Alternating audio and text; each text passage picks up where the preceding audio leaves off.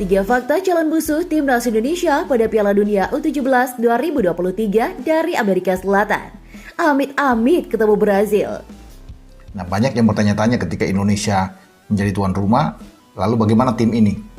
Dan tim ini belum terbentuk sampai saat ini, karena ini mendadak juga, waktu tinggal 5 bulan, kalau dihitung dari sekarang sampai di November, dan kemudian siapa pelatih yang akan membesut menangani tim nasional Indonesia di Piala Dunia, karena ini tidak gampang, ini misi yang berat, sulit kalau kita tidak bersiap, tidak fokus benar ya dalam hal pemilihan pemain, yang menetapkan pemain-pemain yang bagus-bagus, karena calon lawan ini tidak gampang, apalagi dari Eropa semua kuat.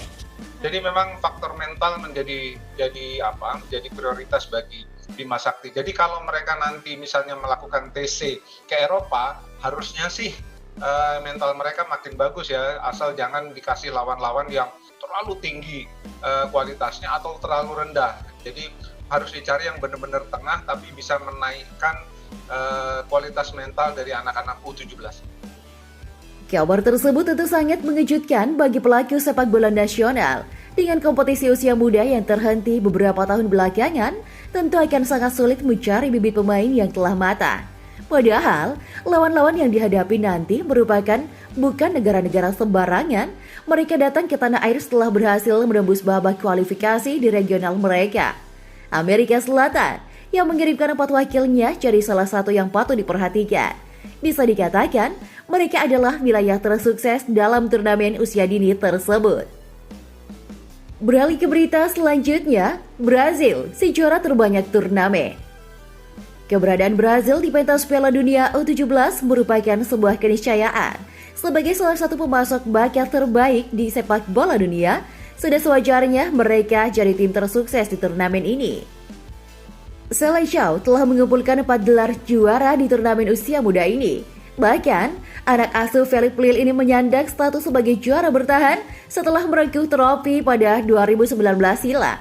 Ryan Victor dan kawan-kawan juga datang dengan status juara Copa America U17 2023. Mereka berhasil mempecundangi Argentina pada partai puncak yang berlangsung di Ekuador April lalu. Puncak rasa penasaran Argentina sukses, Lionel Messi dan kawan-kawan merengkuh gelar Piala Dunia 2022 menjadi sumber inspirasi bagi para pemain muda Argentina. Kesempatan membuktikan diri itu datang setelah mereka menggenggam 1 tiket ke Piala Dunia U17 2023. Claudio Echeverri dan kawan-kawan sejatinya tampil heroik sepanjang Copa America U17 2023.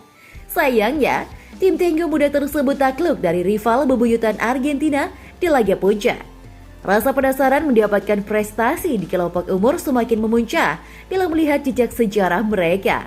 Dalam 14 kali keikutsertaan, pencapaian terbesar mereka adalah peringkat ketiga terbaik sebanyak 3 kali, 1991, 1995, dan 2003. Si kuda hitam, Ekuador dan Venezuela. Sementara itu, Ekuador U17 dan Venezuela U17 yang menemani kedua negara adidaya sepak bola itu tak bisa disepelekan begitu saja. Walaupun bukan favorit utama, mereka melangkah ke putaran final setelah melalui rintangan luar biasa. Kedua negara tersebut berhasil mengandaskan tim-tim yang secara tradisional memiliki catatan bagus. Uruguay U17, Chile U17, Kolombia U17 berhasil dikangkangi pada Copa America U17 2023 yang juga menjadi ajang kualifikasi. Ekuador yang telah 5 kali mengikuti turnamen ini memiliki pengalaman yang lebih mentereng karena 2 kali menembus babak perempat final 1995 dan 2015. Sementara bagi Venezuela ini merupakan kesempatan kedua setelah kandas di babak grup pada 2013 lalu. Ketua PSSI Erick Thohir menyinggung Jakarta International Stadium atau JIS Jakarta Utara dalam konferensi pers Piala Dunia U17 2023 di Gedung Dana Reksa, Jakarta Pusat pada Sabtu 24 Juni 2023. Erick Thohir menyebut JIS ketika menjawab pertanyaan wartawan tentang bentrok jadwal Piala Dunia U17 2023 dengan konser Coldplay di Stadion Utama Gelora Bung Karno, SUGBK Jakarta Pusat. Piala Dunia U17 2023 akan digelar di Indonesia pada 10 November sampai 2 Desember 2023. Sementara, Coldplay bakal manggung pada 15 November tahun yang sama. Promotor pementasan Coldplay bahkan sudah menyewa SUGBK dalam rentang waktu yang panjang selama 5-17 November 2023. SUGBK harus sudah siap. SUGBK kemungkinan bakal menjadi venue Piala Dunia U17 2023 meski Erick Thohir masih belum bisa memastikannya lantaran menunggu pengecekan dari FIFA. Saya berharap ketika ada FIFA Matchday ke depan, lapangan utama Timnas Indonesia harus bersiap karena itu kalender resmi, ujar Erick Thohir.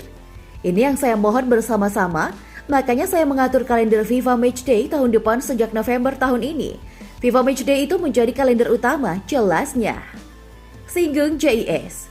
Erick Thohir menganggap bahwa JIS adalah stadion yang besar, sama seperti Stadion Gelora Bung Tomo atau GBT Surabaya yang menjadi venue uji coba Timnas Indonesia kontra Timnas Palestina dalam FIFA Matchday pada 14 Juni 2023. Alhamdulillah, Indonesia mempunyai lapangan yang besar, ada GBT hingga JIS. Nanti kita lihat apakah standarnya sesuai atau tidak, imbu Erick Thohir. Kalau ada kekurangan, kami samakan standarnya. Ada opsi-opsi itu menjadi hal yang positif buat saya, ungkap Menteri Badan Usaha Milik Negara BUMN RI itu. Ya, dalam laman resminya, FIFA secara resmi memang telah mengumumkan bahwa Indonesia akan menjadi tuan rumah Piala Dunia U17. Hal ini menyebabkan secara otomatis Timnas Indonesia U17 bisa berlaga di ajang tertinggi sepak bola usia muda tersebut. Hal ini langsung saja mendapatkan respon. Salah satunya adalah dari publik sepak bola Vietnam. Media Vietnam Sport 442 merasa jengkel menyaksikan Indonesia akan tampil di Piala Dunia U17. Vietnam sedih menyaksikan Indonesia jadi kesayangan FIFA, tidak main di kualifikasi tapi hadir di Piala Dunia. Tulis Sport 442. Bahkan mereka menyinggung bahwa Indonesia tak lolos kualifikasi tapi bisa bermain dengan tim-tim besar dunia ajang ini. Indonesia bahkan tak bisa lolos ke Piala Asia U17 sebelumnya. Namun sebagai negara tuan rumah secara otomatis akan hadir di Piala Dunia U17 2023. Rasa jengkel ini sontak langsung mendapatkan reaksi dari netizen. Ada yang mengatakan bahwa Indonesia adalah bestinya FIFA. Wah, bestie FIFA nih bos, senggol dong. Komen salah satu netizen atau komen yang lain mengatakan, makanya punya ketua umum tuh yang gaul dong, banyak relasi. Iri bilang bos, tulis netizen lain.